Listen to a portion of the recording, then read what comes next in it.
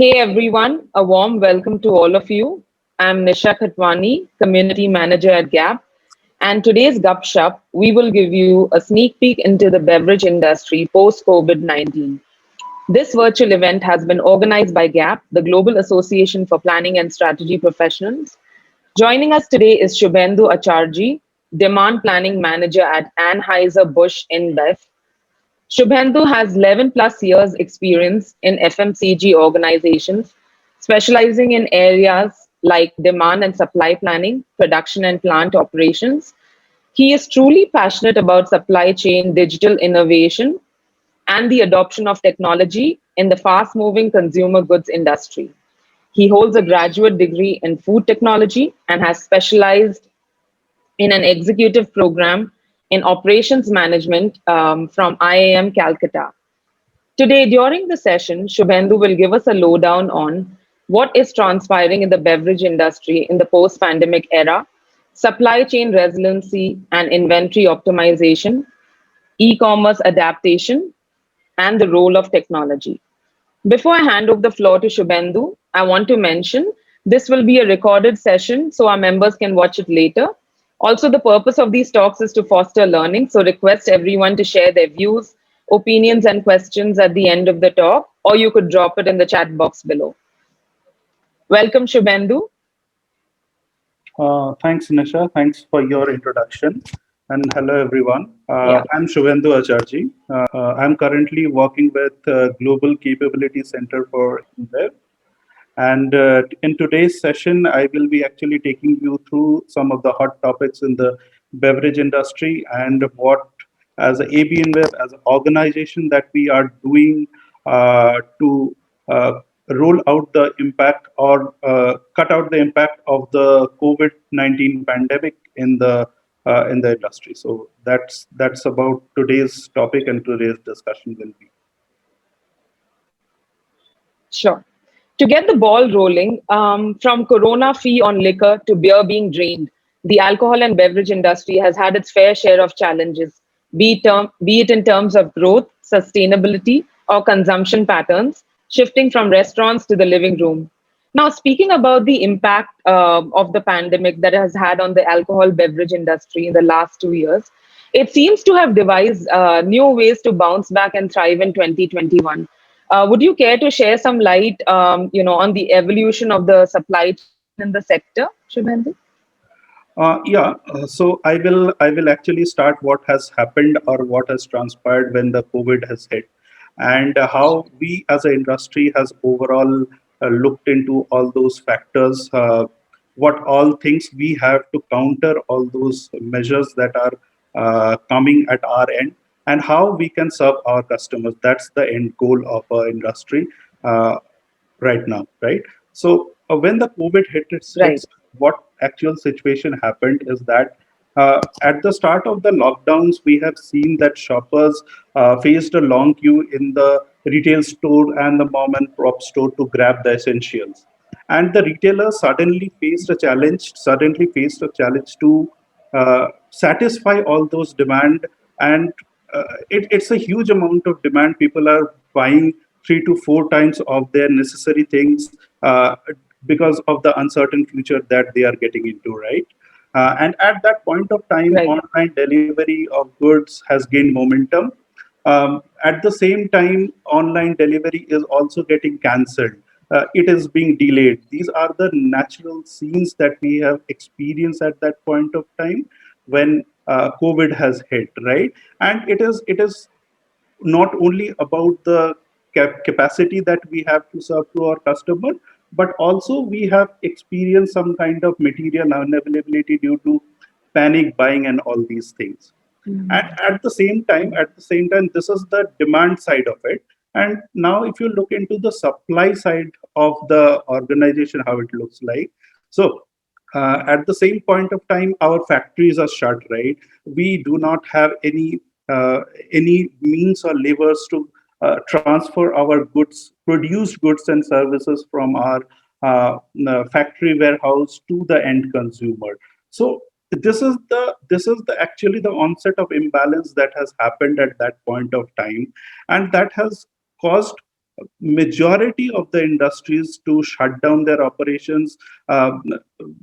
People are not getting products, so all those things that are happening, and we as a company has also experienced these things. For our industry, I would say uh, on trade, which is nothing but consumption of alcohol at the place where it is being served. So all those places are shut. So when all those places are shut, we have already have certain capacity. We don't know where to use. Our customers are as well as our consumers are confused at that particular point of time. So I would say these are the natural scenes that we have experienced as a company when the lockdown has hit, and this is the normal scenario for each and every organization. Sure, sure. Um, yeah. So also, talking about the FMCG sector, right? What, in your opinion, are some of the problems or challenges that this sector during this time has been going through, and what are some of the learnings, in your opinion? Yeah, sure. So if I talk about the challenges, challenges are I would say it's huge challenges for all the industries as a overall, because we are not able to produce, though there is a demand, but we are not able to deliver the goods to our services, our consumers. So these are the two challenges that were there. And at the same time we are doing something, which we actually we do not have the end visibility, how the consumers are behaving, what consumer wants. So we have little bit of information, but we do not have the full information or full end to end visibility of that particular cycle. So at that point of time, whatever tools or technology we have in bits and pieces for all the organizations, uh, so what we have done, we were actually trying to leverage all those tools and technologies to gain the customer sentiment and try to drive all those uh, products that we have in our inventory to the consumers, right? So these are the Right, challenges that we faced. And if I talk about learning, at that point of time we as an industry has realized that we need to we need to take the help of technology to reach our customers, right? That's the best part that we have learned. And we also try to implement all those things in the span of 2 to 3 months, where the organization as a whole is trying to serve their best to their consumers. So this is the learning, I would say, the role of technology, how technology can help us to reach our consumer, as well as we also want to explore different channels, the direct to consumers, or maybe serving. We are earlier not part of e-commerce. We are now trying to be part of e-commerce, so that we could reach more and more consumers who are sitting at home and not able to come out. So these are some of the learnings that we have learned at that particular period. Uh, I would say as an organization and as an industry. right, right, sure. Talking about consumption patterns, Shubhendu, like you mentioned also, it's changed from being on premise to off premise, right? And data says that 25% of people are now consuming more alcohol at home than pre-COVID times, right? So how much has this affected sales in terms of, personal consumption of the beverage of one's preference? And could you elaborate on this shift? Yes, sure. So if you see the natural division, how we are going to sell our products in the restaurants, cafes, bars, as well as in the big bazaar, or in any kind of malls or shop, right? So it's a kind of a 30-70 kind of a ratio. So 30% is more on the restaurant, pubs, and 70% of the sales is happening on your malls, or any kind of shops, or all these things. So that 30% has completely stopped. We are not able to go out really to experience all those environment outside. So as we have shifted to our homes, actually the 70% share has really gone up to around 90 to 95%, right?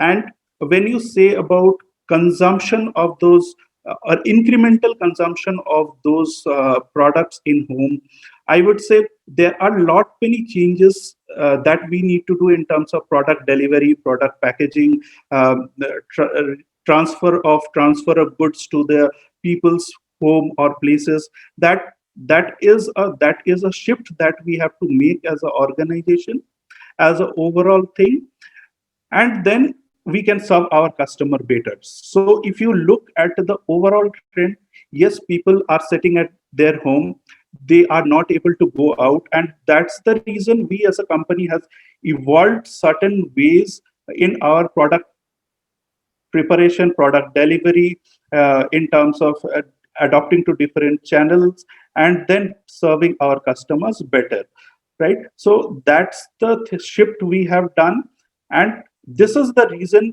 why you can see a certain spike in the sales or the on trade off trade products, I would say, where people are consuming at home because they are not able to go out. Right, right. And also, how can we not talk about, the government having its policy effect on the bev sector, right?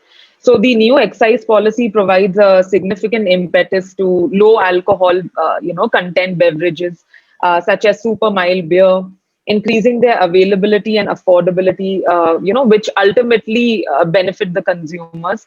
So how have these new, government regulations impacted the current portfolio of AB InBev? Are there any innovations, opportunities that you as a company saw?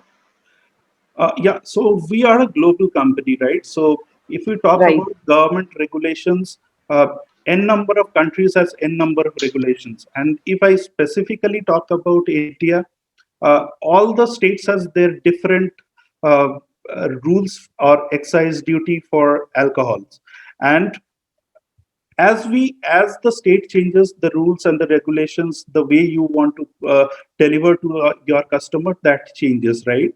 And due to all these changes that is happening not only in India but also at a global level, we as a company believed, not only due to this pandemic, but earlier that we need to bring something in terms of low alcoholic beverages that we call NABLAB, um, into our portfolio.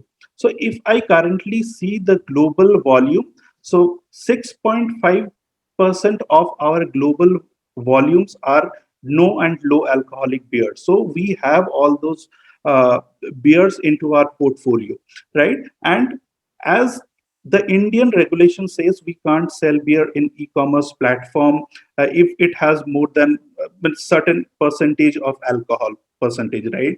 So as we have our no alcoholic beer in our portfolio, we are able to enlist all those products into the e-commerce channels to serve our customer. Though it will not have the uh, alcohol content, but it will have all the feelings or taste of beer that people want to experience at their home. So these are the changes that we have seen as a company. The demand for no alcoholic and low alcoholic beverages has gone up. In the second phase of Africa lockdown, I would say there is a no. So government has banned the alcohol sale. So at that point of time, as we have all these things in our portfolio, we could ramp up our operations of no and low alcoholic beer in our operations, and we are able to sell or deliver the products to our consumer. And currently, if you see, we have 81 brands in our no and low alcoholic beverages. So it's a huge amount of portfolio that we are building. And AB InBev is world largest no and low alcoholic beverages. So the innovations that we have made few years back on all those things on no and low alcoholic beer is paying us hugely in these difficult times, and we are able to serve our customers better, right? So innovation is the key. We also do believe uh, uh, as an organization, and it is paying off. It is keeping us connected to our consumers. So that is also a goal for AB InBev, so that we want to be as closer as possible to our end consumer. And as we have all these things all in our portfolio, we are we are achieving this goal very easily. Yeah. So that's all. Very Yeah. interesting. Yeah, very interesting. And talking about these new innovations, especially low or no content beverages, has your media messaging changed? During this time? Media messaging is a very difficult part if you really consider the Indian perspective, right? So we can't Right, we can't advertise something in our print and the digital media which has a certain percentage of alcohol, right? So right, some kind of earlier we used to do certain kind of pseudo marketing and all this kind of a stuff, but as we have all those things now in our portfolio, we are able to give direct messages, right, to our right, customers, to our consumers, and which is increased in this difficult time, which has increased, I would say, because we have all those necessary ingredients in our portfolio, as well as if you really see the advertisement in the print or the digital media or in the different social media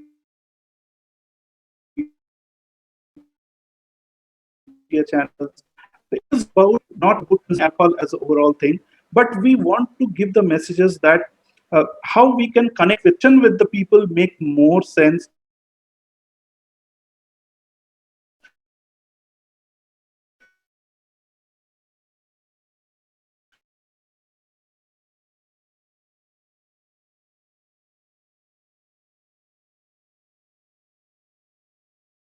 how connection with the people make more sense in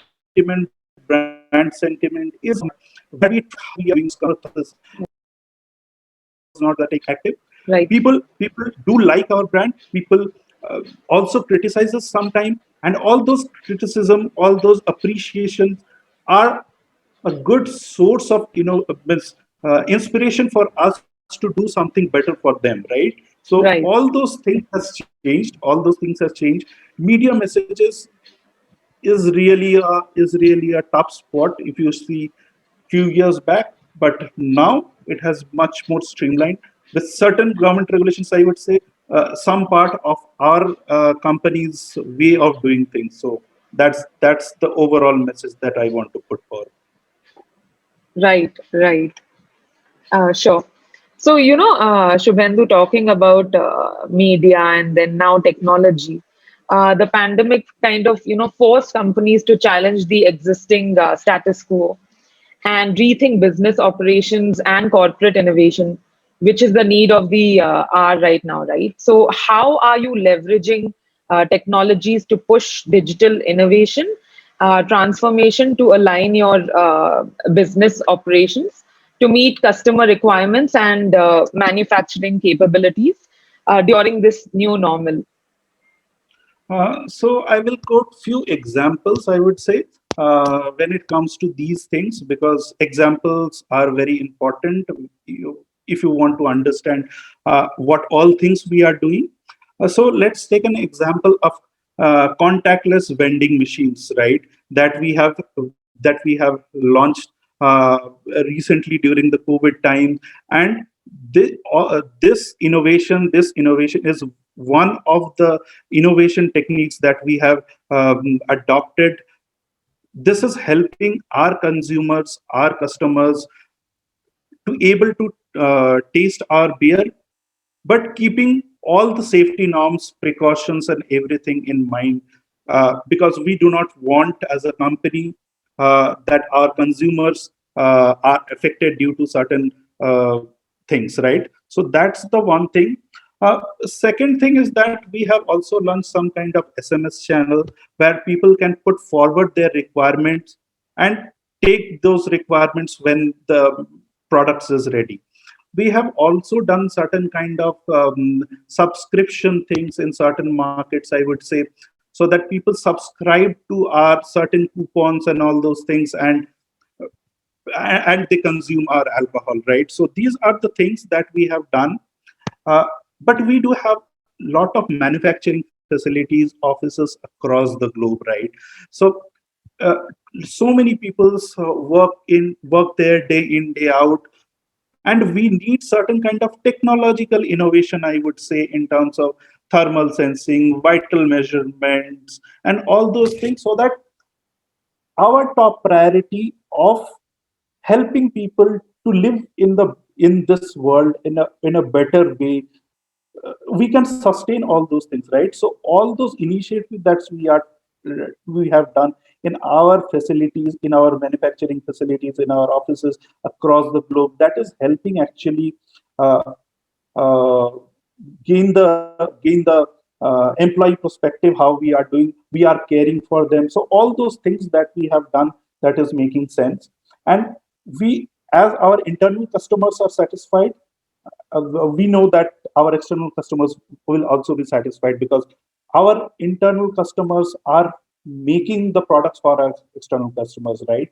And this is the chain. If we want to go to our end customers, we need to first satisfy our internal customers. So both the things are working. We are taking help of innovation, we are taking the help of technology to leverage all these tools. And these are some of the ways, I would say, we are doing these things uh, to keep motivated uh, in this difficult time. Right, sure, sure. And also, there is something called Bud Start, right? Which is an initiative started by AB InBev. Could you just elaborate or tell us a little bit about that? Yeah, sure. So, Bud Start is one of those accelerated program for AB InBev South Asia and the global operation. And this is being one of the program for the innovation brewery that we are doing for the last 10 months. And this in this Bud Start program, what we are trying to do, we are trying to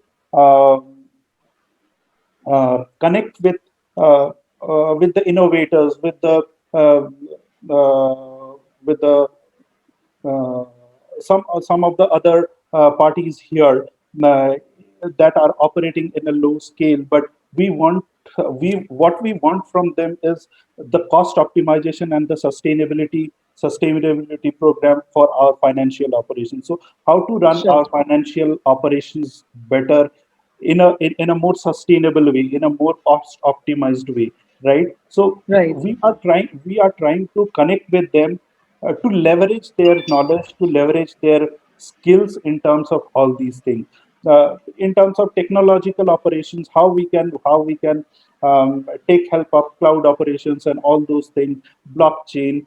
So these are some of right, the things that we are trying to achieve in the field of financial operation, in the field of supply chain operation, procurement operations, sustainability initiatives. So these are some of the factors that we are trying to do, are trying to achieve by doing this Bud Start program. And this is a very encouraging program.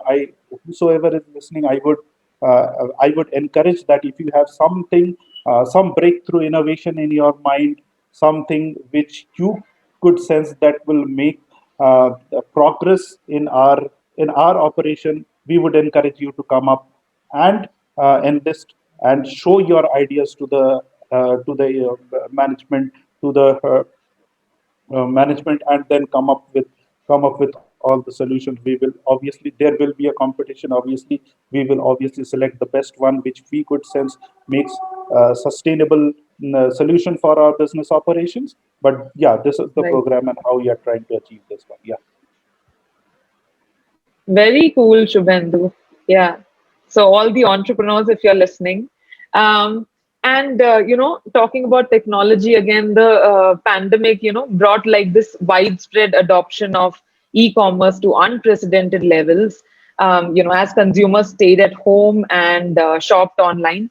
So, with more people shopping online, legacy beverage brands have had to shift to digital marketing strategies to reach customers, like you mentioned.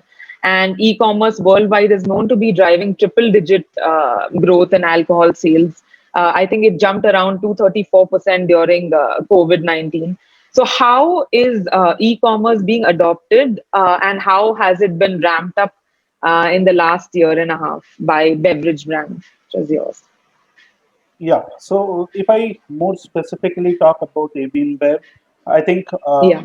by enlisting ourselves in the e-commerce platform, what we are trying to achieve is we are trying to reach our consumers in a better way, right? It's a direct to consumer kind of a business Sure. where we do not have to depend upon anyone, such as retailer and wholesaler, and we can directly reach out to our end consumers. And if I see the growth that we have seen from 2019, 2016 to 2020, it is almost 9% to 16% of the overall retail sales for the ABI portfolio. In this Wow. space, what we are trying to do, we are trying to commerce with the e-retailers. We are trying to tag ourselves with the e-retailers, right? We have our own platform with the help of Innovation Brewery and all those startups and entrepreneurship venture that we are supporting. We are trying to own that particular platform, and it has already been launched in 17 countries. So these are all the Wow. things that we are doing, and we are also building a healthy pipeline for our innovation, right? A product innovation. So Right. these things Yeah. are also helping in certain ways where the e-commerce enlistment is stricter compared due to government regulations and all. Uh, I would point two more things here is that we have launched specialized craft and specialty store during this time, which is also helping us to reach our consumer, and on-demand beer delivery, subscription services. All these things are always there to boost the adoption of e-commerce channels. So this is how AB InBev as a company is progressing in a direction which will give Right. us a sustainable growth in future in the e-commerce channel. And we see this as one of the ways to reach our customers effectively. Sure, sure. I had like a follow-up question. How are you as a brand, adapting your marketing and advertising strategies to take advantage of this, shift to e-commerce? Are you also aligning everything? Yeah. So if I talk about the media messages that is floating around, I'm not talking about any specific markets, but yeah, on an overall level, we are giving the pulse to the consumer that how e-commerce, or direct sales to the consumer is making, or they will feel safe. Consumer will feel safe because they do not have to move out of their home to buy our products. In fact, our products will reach their homes, and that will make them connected, right? Even the payment system that we have in our e-commerce platform is also contactless. So all these Right. things that we are doing in an e-commerce platform, that we are trying to percolate through our media messages, right? So these media messages are much more effective, I would say, when we want to reach to our end consumer. So these are the things that we are doing as a organization to reach our consumers. Sure, sure. We have a question. I think we'll take it after this session, unless you want to take it right now, Shubhendu. Yeah, so we can take it right now. No issues. Yeah. So, Pritika Wazirani has asked, are there any specific online alcohol e-com ventures, all India platforms, and can you name some? In India platform, it's very difficult to enlist your alcohol in some of the ways, right? So we are trying hard on this one, but to be very honest, we have not gained that uh, momentum way yet, I would say, to list all those things in the platform. So this is how the status currently. In the media messages, we will be publishing the other things that we have, but I can't disclose it everything before it goes live. So that's how it is, Sure. Ritika. Yeah. Yeah, I don't know if I can ask you this question, but how are you, like the AB InBev, of course, is going global with this e-commerce initiative. So how are you competing with the big names, Amazon and all the other worldwide e-com websites? Okay, so if you really see about all those websites like Amazon and some of the other local e-retail platform, I would say we Yeah. are trying to enlist our products. So our no and low alcoholic beverages are enlisted in Amazon platform in India in some or the other markets as Oh, well. So sure. that's the thing we have already done, because all those things are already available in Indian markets also, and very specific to no Right. alcohol beverages, right? Because in India we do have Right. certain regulations. So I would say it has already started in Indian platform also. But if you talk about outside, it's not only about Amazon or some of the biggest retailers, but also the local retailers, I would say, we are tagging up with, because they have a better network to serve in the local markets. So these are the things we are looking at a global operations level, because this will help us to reach more and more consumers uh, at a local preferential level. Yeah. Sure, sure. And coming like to the sustainable initiatives by AB InBev, there's a new sustainable packaging design that has been recently launched. I think it has something to do with barley straw packaging, right? More circular for its Correct. world famous Corona brand. Tell us a little bit about the sustainability goals or initiatives by AB InBev. Yeah, so I will give two very specific examples. One is this barley straw paper that we are using in our cartons, secondary packaging as a secondary packaging material uh, for the famous brands Corona. And the second one that I will talk about, that for UK market in the year 2019, 2020, we have removed all the plastic rings from the products, right? So these two initiatives, Right, so I will first talk about the initiative of Corona. So these things, the Corona one, I would say. Uh, so if you really see the paper processing techniques, how we process paper and make our secondary packaging material, right? So it includes some part of you need chemicals, you need water, you need processing times, and all these things to make your raw material to the final packaging material, right? So once when we have done this initiative, we looked into certain aspects of barley, which will help us. So when we take the barley from the farm, all those straw and all these things, what we used to do, either we used to uh, keep it in the farmland itself, or this part we have processed barley straws, uh, and it takes lesser chemical. It takes 90% lesser water and lesser energy to produce all those secondary materials.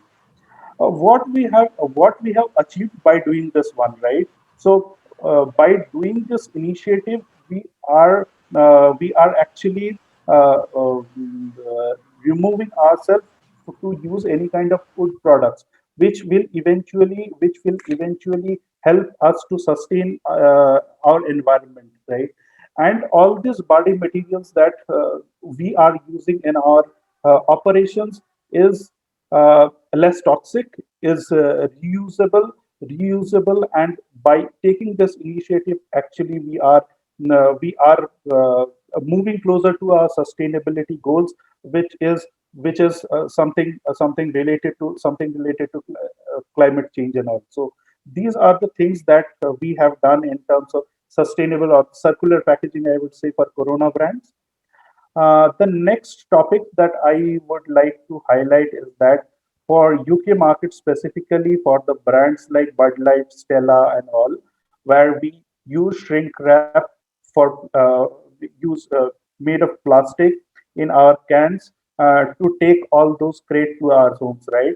So in the year 2019, we have actually started that initiative, and in the year 2020, we have implemented that particular process where we are no longer using any kind of plastic ring or shrink wrap in our operations, right? So that is another way of looking into it, making your product much more sustainable in terms of sustainability goals that we have set ourselves for 2025. So these two are the major things that I want to highlight here. Great, great, Shubhendu. Okay, Shubhendu, the sustainability angle is very interesting, and also something that I personally would like to, know about is how important is scenario planning in terms of demand and Yeah, in the whole correct. chain. Yeah. Right. So if you really see the current situation, um, and if you really see the forecasting process that we have, I'm not talking about AI and enabled AI and all enabled demand planning or demand sensing part. But if you really talk about the univariate way of uh, forecasting, so that is not really making sense when it comes to overall disruption that has caused by the COVID-19 pandemic, right? Because we are no longer experiencing the stable sales, I would say, for any of our brands or portfolio in our organization. So it is there, the sales is happening, but the volatility of the sales is very high. And in this specific scenario, uh, the scenario planning thing uh, is becoming really very important. Why I'm telling? Because more often than not, you will see out of stock for the products, right? When you see out of stock for the products, you know that for certain amount of time, all those products are not going to be available because you do not have planned production for those materials, right? So how you are going to counter all those things with the available products that you have? So scenario planning is really becoming very important in all aspects of the demand and the supply planning or the forecasting bit. Though you have a proper baseline forecasting in your organization, but how you are filling up the building blocks, how you are doing the building block forecasting, such as how what is the marketing initiative that is there for very specific brand for that particular horizon, right? So if you are seeing a very strong push in the marketing strategies for any particular brand, obviously you will see a higher amount of sales there, and your production capacity or your supply chain or entire supply chain should equip with all those things who is actually serving the customers, right? So all those things are really becoming very important. It's not about marketing strategies. It's also about the promotions that you are planning. It's also about the out of stock that you are experiencing.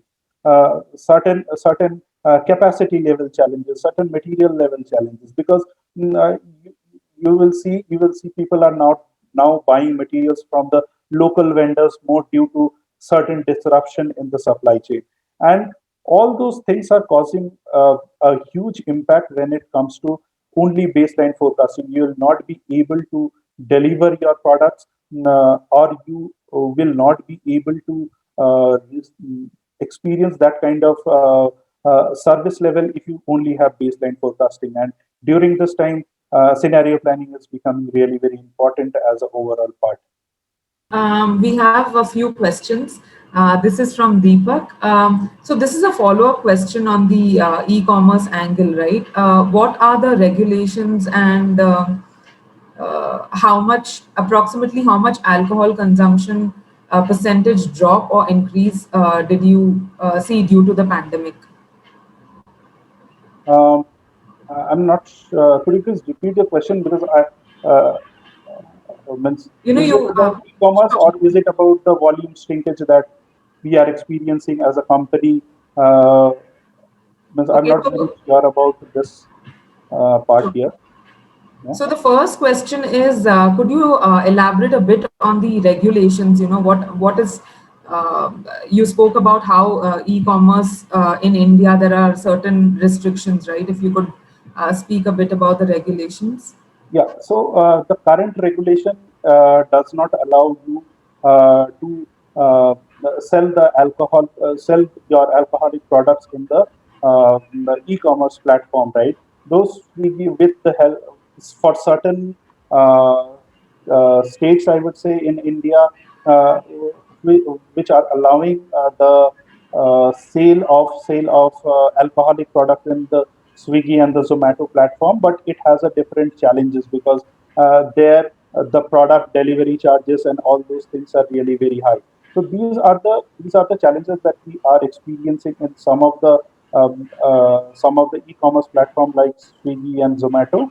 Apart from that, some in some states we are not actually allowed to sell the alcoholic products in those platforms too.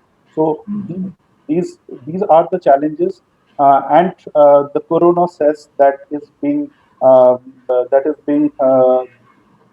implemented actually when during the first week or the lockdown, and due to that the price of the products has increased, right? So if the price of the product is higher in a country like India, you will not see much of a sale there, so that is also a roadblock. And obviously the excise duty that we need to give on uh, on the volume, I would say, that is also very high when it comes to different states here in India. So these are all the challenges that we can see, and uh, and right. So it is not based on the pure alcohol content of that particular product, but rather than the total volume that we are selling. So these are all the challenges that I would say in Indian market when it comes to e-commerce thing. Sure, sure. I hope Deepak that has answered your one of your questions. There's another question that he's asked. Approximately how much alcohol consumption percentage drop or increase did you see during the pandemic and due to the pandemic? Okay, so there is two ways of looking into it, right? So overall, as a volume percentage for the market, we have not seen actually a very high decline in the volume. So in the markets like UK or any of the European markets, we have really seen very huge spike in the overall market volume. In a market like India, where the regulations are very high, we have seen a shrinkage. So this varies actually market to market. But if you really see channel wise, means on premise consumption of alcohol versus what we can buy and take it in our home, that actually changes the dynamics, right? So on trade consumption or the on premise consumption of alcohol has nearly come to 0% when was a lockdown. And for off trade, I think off trade is compensating on that, but it also depends market wise. So it is not similar in all the market, but for the market where we have seen uh, uh, 15 to 20% growth in the lockdown period, and there are markets where we have seen no decline, and there are markets where we have seen 20 to 30% decline. So as our operation is global, it really doesn't means uh, one size fits all. So I would say. Right, right. Also, I know you've already covered this, but since alcohol is state-wise controlled, do you see it playing differently in terms of sales, operations, consumption? Yes, everything is different because we do have certain states in India where uh, we can't sell alcohol. So that's the first part. Second is that we do have different excise rules for different markets. So let's say something is produced in Karnataka, and we do have a stock for that, but we can't sell it in other states because the excise duty and the other rates changes. And once you have printed your MRP on the bottles, you are not eligible to send all those things in some other state. Northeast is another thing, another area I would say where the regulations are somewhere different. So it varies. It's not similar, and obviously the operations also changes because we have to cater the products or produce the products in certain quantities for certain markets only. And if you produce more or less, either it will be your higher inventory or stock out. So all those things has to be taken care of when it comes to overall operations, I would say, and supply chain. Sure. Deepak, I hope that has answered your questions. Yeah, Um, thanks, Nisha, thanks, Subhendu. Sure. Shubhendu, I actually was just wondering while you were speaking about different states having different regulations, etc. How now that you're going to go direct to consumer and of course through technology, how are you planning to penetrate the tier two and tier three cities? And because a lot of them don't have access to internet or PCs or technology on the whole. So how is that? If you really see the internet penetration in the last 1.5 years due to COVID, it has increased significantly, right? Sure. And if you really see the shift of means people are shifting from major cities or the metropolitans to some of the tier two, three cities due to work from home and other things that is happening uh, in the Indian context, right? So on those things, I would say yes, somebody who was earlier in the metropolitans and now is in the tier two, tier three cities. So the customer base, though the volume is not increasing significantly, but the customer base is increasing in the tier two, tier three cities. So this is the one way of looking into it. If you really see the internet penetration, so people are shifting mm, uh, to all these cities and they are buying products from there. So this is one thing. Second thing is that the regulations, right? So when we have a higher means the regulation state wise also changes, and at that point of time we have to be very careful. Let's say take an example for Karnataka. The beer that was earlier produced or sold in the state of Karnataka is not similar. Maybe it has diverged into some of the smaller cities of Karnataka. Maybe not in Bangalore, but in some other smaller cities in Karnataka. So the diversification as volume is happening. People are shifting their homes and all these things. So all these things are changing, we could sense that yes, e-commerce and direct to consumers is a challenge because we have to deliver those products in our mm, uh, all those tier 2 tier 3 cities. And if you really take Indian context, the infrastructure is not that very huge in those cities, but slowly we are ramping up. The telecom companies also see these things as an opportunity where they can penetrate into. The internet penetration is going high, I would say, in those cases. And uh, and obviously there are certain government supports that are happening to boost the internet penetration in the tier 2 tier 3 cities, right? So uh, so it will take time, I would say, but it has already started. The shift has already started. Sure, very interesting.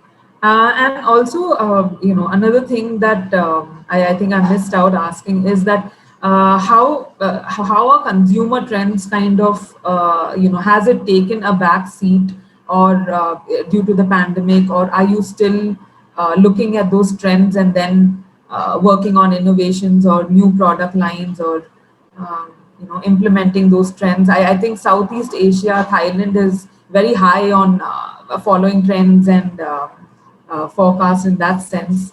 So yeah, how, where do you? Okay, so I will first talk about Indian context, right? So Sure. when this lockdown actually started, we have seen as a country that lot of unemployment is happening, right? People do not have that much money in their hand to spend on the alcohol consumption and all. So what we are doing in those contexts, right? So we are coming up with the smaller packs, innovation in the packaging, so that people do not have to spend more at one particular point and then buy a full bottle or any huge amount of volume at once, right? They could segregate all their money in different part, and then they could also buy small packs. So these are the innovations that we are building in Indian context, I would say. Uh, and as the employment scenario changes post the lockdown is over, though people are in the tier 2 tier 3 cities, now people has a better affordability compared to what it was 6 months back. Employment rate has gone up certainly in last 1.5 months after January 2021. So all those things are making impact. So macroeconomic factors for all the markets is making sense. Mm, uh, and that's where the industry is heading, right? So it all depends on people's affordability, how they want to consume alcohol or consume beer. So initially we have seen a setback, right? And now as the thing progresses, as the things are changing, people taste and preferences are also changing at some point of time, right? Because mm, uh, on spot consumption of alcohol, if you really see, people are not venturing out that much uh, when it comes to pre-COVID times. So people are taking it at their homes. People are connecting with Zoom calls on their WhatsApp calls. They are enjoying together. So all those things are happening. All those things are happening. But the scale, the maturity of the market, it also really depends, because where you are in terms of employability, or how your macroeconomic condition is. So all these things are making impact. And if you really see the context of other markets, or the other Southeast Asia or European markets, where affordability or macroeconomic conditions is better if you compare to Indian context. The population is really very small, so it is a small bunch of area that you need to cover in terms of service and delivery. So all these things are making sense. And uh, and the and the product portfolio, pricing, price mix, volume to price ratio, which all packs are making sense. These are becoming the new trends in the current market context, not only in India but also outside. And it all depends on the customer taste and preferences. Great, great, Shubhendu. So, anyone else have any questions? Yes, Nisha. Hi, this is Rishi here. Hi, Shubhendu. Hi. Thanks for this talk. It was a wonderful, listening to you for last an hour or so. Very, very insightful. So thanks for doing this session for us. And while you were talking, I was wondering, and you definitely you sound very comparatively much more optimistic than people would have thought about the alcohol industry at this time. And I remember one of the first images we got after the lockdown was lifted last year, where the long serpentine queues outside, alcohol shops, especially in cities like Bangalore. And it seemed like only thing people missed in the lockdown was the alcohol. So, so that must have been very encouraging for you guys. But what I wanted to check was that now that the second wave has hit us, and with much more intensity, and that's how this pandemic is playing out. What kind of any leading indicators you are seeing from other regions in the world? Has the consumption pattern changed in those economies where the second wave hit very hard, especially in Europe, like UK, and then those markets? So any heads up you have from that? And I have another question after that. So Yeah, so taking your first question, yes, because India is now seeing the second wave, and it is much more severe than the first one, right? And if you really see the trends that we see in some of the other leading markets, such as US, Brazil, Argentina, and some of the European markets, uh, the consumption pattern has changed, I would say, because people are not venturing out, and people are staying in their homes, trying to make their families safe and all these things. But I would not say the overall consumption has declined. Overall consumption remains the same. But the way people are preferring the products at their work, at their workplace, at their home, at their suitable environment, that actually differs. So earlier the scenario was completely different, and now the scenario is completely different. People want their safety, people want their comfort, where the product should be delivered, and these are the things that is making sense, not only in India but also in some major markets across where we are operating.